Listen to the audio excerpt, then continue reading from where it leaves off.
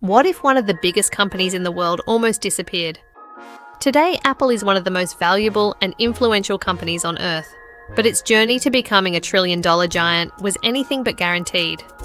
Apple's story begins in 1976, when Steve Jobs, Steve Wozniak, and Ronald Wayne started a small computer company in a California garage. Their early machines were impressive, but Apple was still a tiny player in a rapidly growing technology industry. Then came the product that changed everything, the Macintosh.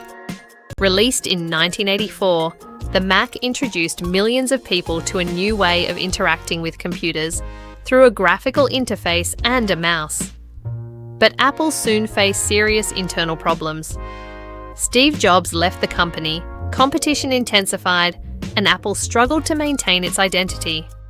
By the late 1990s, Apple was in trouble. Then in 1997, Steve Jobs returned. Instead of trying to sell dozens of complicated products, Jobs dramatically simplified Apple's strategy. The company focused on fewer products, but made them remarkably desirable. Then came the iMac. Its colourful design and simple user experience helped rebuild Apple's image. But the real transformation was still ahead. In 2001, Apple opened its first retail stores and introduced the iPod. The iPod wasn't simply another music player.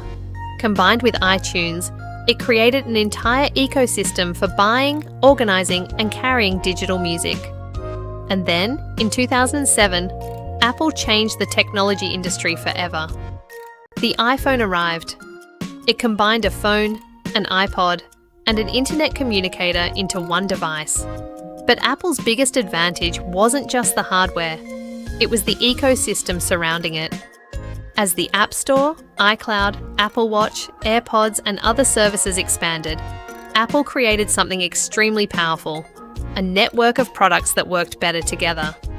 The result was a business model built around loyalty, recurring purchases, premium pricing, and an enormous global customer base. In August 2018, Apple became the first publicly traded US company to reach a $1 trillion market capitalization. But the fascinating part is that Apple didn't get there by simply selling more phones. It built a brand. Apple convinced consumers that technology could be personal, beautifully designed, easy to use, and worth paying more for. That combination, innovation, branding, ecosystem, customer loyalty, and premium pricing, became Apple's real competitive advantage. And there's a bigger lesson here. Apple's journey wasn't about creating a single perfect product. It was about creating an entire experience that customers didn't want to leave. From a small computer company in California to a trillion-dollar technology giant, Apple's rise shows how powerful a great product becomes when it's supported by a great brand and an ecosystem designed to keep customers coming back. Because Apple didn't just sell technology, it turned technology into a lifestyle.